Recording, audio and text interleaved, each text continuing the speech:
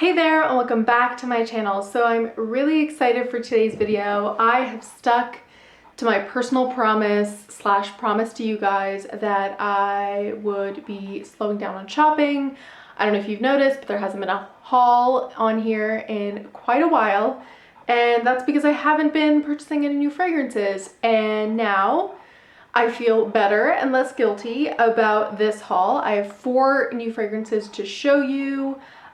2 are complete blind buys and 2 are semi-blind buys because I don't fully remember what they smell like, but I have an idea. So we're gonna start with those, but yeah, I'm really excited to get into them. All of these I found in person very on sale, at least 50% off, so really exciting, and we will get into it. If you haven't subscribed already, don't forget to subscribe, turn on the bell so you'll be notified every time I put out a new video, and also don't forget to follow me on Instagram where you'll always be notified of new videos, my scent of the day. I talk to you guys on there, and yeah, let's get into it. So we are going to start with the one that I'm most likely already remembering what it smells like, and I really wasn't expecting to pick up this one ever. And had I not seen it on sale, I don't know what it was. Basically, I have no excuse, you guys. I just wanted it when I saw it. So this is L'Interdit by Givenchy, but it's the Eau de Toilette. For those of you who have been watching me from the beginning, you will know and remember when I hauled L'Interdit Eau de Parfum, I talked all about the history of it, why I love it, the whole Audrey Hepburn story, so you can go back and watch that if you want. But I mentioned that I picked up the Eau de Parfum, A, because I found it on sale, but B, that's the one I thought I liked.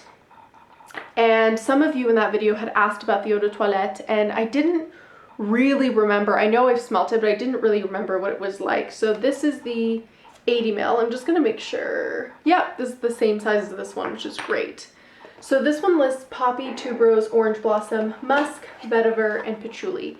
And essentially, it's supposed to be pretty close to the original from what I've read and from what I remember, but that it's obviously lighter. So I'm just interested to see if there are any differences on my skin as a first impression that I can see in the 2 different versions, or if it's just truly kind of a concentration of perfume difference. Bottle-wise, it is a lighter juice color, very slightly, but a lighter juice color. The L'Interdit Givenchy, this is kind of like a, I don't know, kind of like a peachy brown color, whereas this is black, and then the ribbon on the Eau de Toilette's gray instead of black, and that's really the only difference. The bottom of the Eau de Parfum is also black. Personally, looking at them side to side, bottle-wise, I prefer the Eau de Parfum, but that's not what matters. Let's get to the scent, and I will spray it over here. I'm gonna spray all 4 fragrances today on my skin, but okay. Let's see here. Right, and then this one I'll spell from the bottle because I can, right. Okay, straight off the bat, they are, upon first impressions, at least 90% the same, if not 100% the same. Interesting. I will have to, yeah, right off the bat, I think the best thing I can say right now is that it smells the same. Very tuberose, bubblegummy, and a grapey orange blossom I love. You know, worst comes to worst, I think I have just double 80 mils of the same fragrance, but I love this fragrance. But what I think is most important, or that will be most helpful for you guys, is for me to actually try the Eau de Toilette and Eau de Parfum side by side on my body for those full day wear tests to see, kind of like what I did with the Guerlain fragrance, Insolence, where I tried the Eau de Toilette and Eau de Parfum next to one another, and then came back to see, you know, is there a longevity difference? Is the heart and dry down a little different? For right now, it smells very similar, practically identical, I would say, honestly, but yeah, so that's great. I'm not disappointed personally. I really love this fragrance, so it's just nice to have more of it, and now I can, you know, on top of that, do kind of a review for you guys. But yeah, that's one that I think first impressions smells the same, but I will have more to say in the second impressions video whenever I decide to do it on this fragrance. Okay, so we get to our second one, and the second one is actually Idole, Le Parfum by Lancome. And this one had a lot of interesting notes. This is the other one where I 100% know that I've smelled it. I actually smelled it for the first time while traveling, either at an airport duty free or just at a perfume store while traveling. And I really did like it. It has a very thin bottle from what I remember. I liked the bottle, I liked the fragrance, but at the time it was full price and I wasn't inclined to buy it for full price. Now, you know, for how inexpensive, I think it was like $60 that I found the 50 ml. It seemed like a good match. And I didn't really remember the scent, but I remember having liked it. So it's not a full blind to buy. And looking at the notes for this one, there was actually some interesting elements. So the normal notes in it were bergamot, pear, and jasmine. But there were two really interesting things that I thought I'd mention in case you guys were interested. One of the essences was Esparto Rose Essence, which is a rose essence that the three perfumers, the three women who made this fragrance, actually got from Turkey, and it was made specifically for Lancome. So this essence, this particular rose essence, is unique to Lancome and Lancome fragrances. And the other thing that I thought was interesting is that they had made a new Clean and Glow accord that's just in this fragrance. So I've heard, again, ages ago, and I don't remember who it was, but there was some talk about people not really loving this fragrance. It seemed, from what I remember at the time, kind of divisive. You either liked it or hated it, but I remember having really liked it. So this is what it looks like. Very, very thin. I think it's a really interesting bottle. Again, I don't think the bottle design is everyone's cup of tea, but I do like it. I have to check later on to see if it will stand. Just standing up on my dresser, I think it will, but you would have to be careful because it is quite thin. So let's try it again, shall we? Right. Okay. I remember it now. I still really do like it.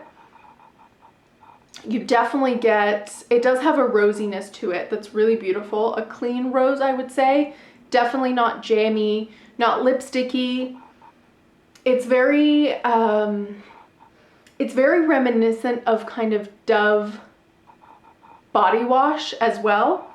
And I'm wondering if now, having read the Clean and Glow new accord that they made, it makes it body wash like. And maybe that's why it is divisive, because I know soapy fragrances, and this isn't soap, or I guess I should say more so shampoo-y than soapy. But yeah, lathery, clean, body wash type fragrances are not for everyone, and there are definitely people who just get turned off by that. This is rosy, slightly fruity, but not too fruity. And the main thing it reminds me of is Dove body wash. Now, having smelled it, I don't know if I would have picked that up the first time I smelled it in that perfume store, but I really do like this, you guys. I actually just noticed it kind of has like a circular indent in the middle, which probably just makes it easier to hold because you can rest your finger there when you're taking off the lid. But I really do like it. It's very, very reminiscent to Dove body wash and a very clean rose. So love that. Definitely my cup of tea, but we will see after all the others where it stands.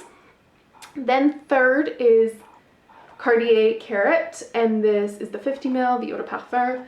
This was really, when I was reading about it, it was created as like an inspiration of a rainbow, and that made me think of my rainbow video. So if you haven't checked that out, do check out the rainbow video. But basically they chose like a note per color of the rainbows. It has violet, lily, hyacinth, ylang ylang, narcissus, honeysuckle, and tulips. And here's what it looks like. This one I'd never smelled before. Never, never, never. I have no idea what I'm in for. From what I've read, it's obviously floral. Oh, that's interesting. It has like a locking mechanism that you just turn to the side, and then I imagine you spray this way, or I actually have no clue how this works. Oh, so you bring it around the other way and then you can push it down. Okay, let's see, I'll spray it on my wrist. I imagine it's going to be quite floral, maybe a little green. You never know with lily and even hyacinth, I suppose. Okay, it's very interesting because straight off the bat, it's definitely floral, but it has a sparklingness to it that isn't necessarily aldehydic, but yeah, it's just sparkling. It's kind of bubbly, like champagne, and slightly green, but again, not too green. And it kind of smells like, it smells more vintage, not incredibly vintage. I will say it's not leaning in a super vintage, old school perfume way, but I can see, yeah, I'm not sure when this fragrance was made, but it's really pretty actually.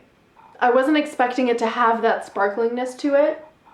And even that like vintage on your dresser, like trying out your mom or your grandma's fragrance, but not a super dated musky one, like a more green floral one. Yeah, I like it. The bottle's really interesting. I still kind of have to figure it out because I have no idea. I guess you can lock it from either side. It's not my favorite design in terms of sprayer. I'll probably try to leave it, I don't know, we'll see. But in terms of fragrance, I do like it. It's really nice, and I imagine because it's already settling in, the sparklingness is just right at the start and the opening, and then you get more of that full floral. You definitely have to be into florals to like that, but I imagine you would know that based on the notes. If you don't like florals, this is kind of like a mega floral fragrance, but it's not a heady floral. And then the last one is actually Hypnose by Lancome. I have never smelled this. I have no clue what I'm in for. And this is not a new fragrance or anything. I just have truly never gotten into this. And it listed orchid, vanilla, vetiver, jasmine, and other white florals, sorry. And I'd heard, based on reviews, once I got it blind and was waiting to make this video, that it was actually a really nice vanilla, and I am not a huge vanilla person. Actually, for a long time, I really thought I just disliked vanilla outright, but it's because I hate very, like Bath and Body Works vanilla. I cannot stand that scent. Vanilla Bean Noel, any of those, it just, I don't know, it makes my stomach turn. So I just figured I hate all vanilla, but I think like vanilla rum sometimes is nice.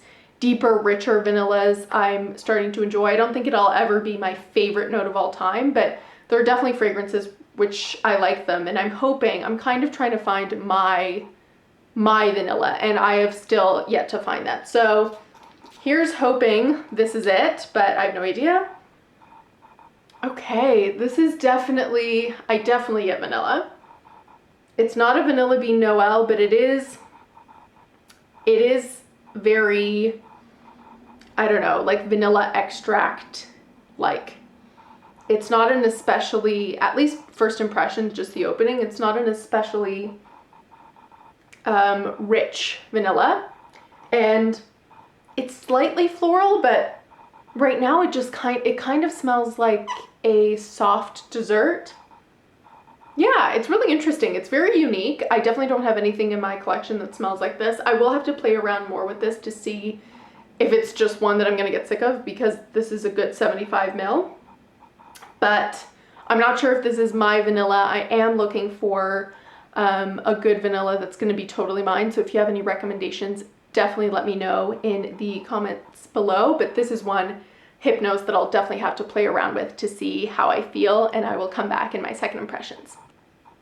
Alrighty, well, as always, I feel like I put all my fragrances in order, and I haven't done this in a while. So this is an interesting one because I feel as though this one is so, even now, so close to the original that it kind of stays in a league of its own because I knew I was going to like it. So I think based on that, I would say this will have to be first place. Idole for me. Right now, I'm the most excited to wear and enjoy. I love the bottle. It's very much me at the moment. I hope by my second impressions, I'll still feel the same way. And then this, I feel as though they're maybe tied in the sense that this, I might in time just find it's too similar to the Eau de Parfum where, you know, if it's just a matter of longevity, I will have to put this in third place and this in second. I was expecting this to be the dud of the four, so I'll put this in second and I'll put L'Interdit in third, if only because I've already kind of explored that scent. And for now, I will say this will be in fourth place. It's a little bit of a cold vanilla, if that makes sense. It's not smelling particularly warm to me. It feels like one you would wear in colder weather, in my opinion, just because it also smells cold, but I guess you could wear it in heat because it's not cloying. I don't know, it's interesting. I'll have to play around with it. I don't hate it though, so all in all, a great success. I hope you guys enjoyed. Don't forget to like, comment, subscribe. I love to hear from you guys. If you have vanilla recommendations that don't smell like Vanilla Bean Noel or Bath & Body Works vanilla, then let me know in the comments. I would love those kind of recommendations. And indeed, let me know which one of these four you've tried or you'd love to try. Follow me on Instagram so we can keep talking there, and I'll see you next time. Bye!